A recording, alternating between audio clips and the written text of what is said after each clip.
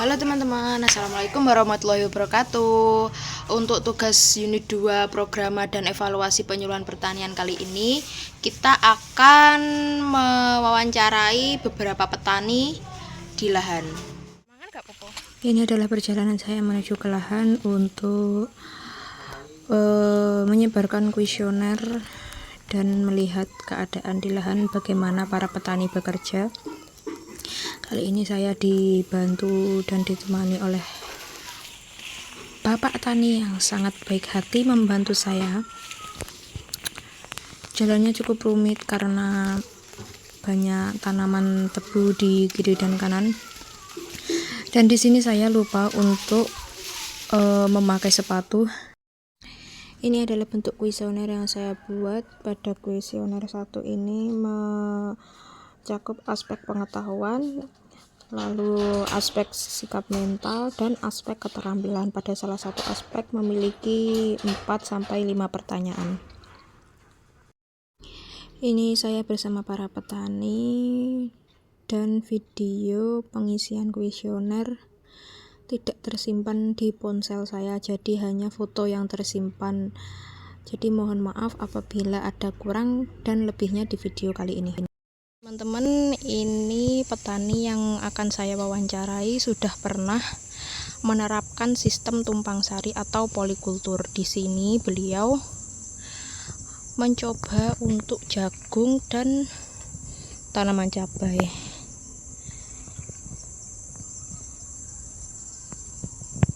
Saya mengambil tema polikultur atau tumpang sari. Nanti ada salah satu perwakilan petani yang akan menjawab wawancara saya, tetapi beberapa petani sudah mengisi kuesioner yang sudah saya buat. Bapak, di sini saya mau menanyakan tentang kuesioner saya di sini. Ya. Silahkan Bapak menjawab pertanyaan pada poin 1. Sistem satu lahan dua tanaman disebut juga tumpang sari. Apakah itu benar? Sepengetahuan saya sebagai anak petani, kemungkinan seperti pertanyaan seperti ini pernah dicoba orang tua saya. Satu lahan adalah dua tanaman disebut sistem tumpang sari. Itu saya kira benar. Karena apa? Di kampung itu biasanya untuk mengantisipasi gagal panen, itu biasanya orang ditanami dua tanaman yang disebut sistem tumpang sari. Pada poin 2, tumpang sari hanya dapat diterapkan pada lahan yang luas. Apakah itu benar atau salah, Bapak? Begini, masalah tumpang sari itu kan lebih dari satu tanaman. Nah, orang petani di kampung belum tentu punya lahan yang luas. Saya kira tidak benar. Karena apa? Orang yang di kampung itu kebanyakan lahannya ya seperti itulah orang kampung, tidak seperti yang tidak seperti merasakan luas, seperti cukup lah.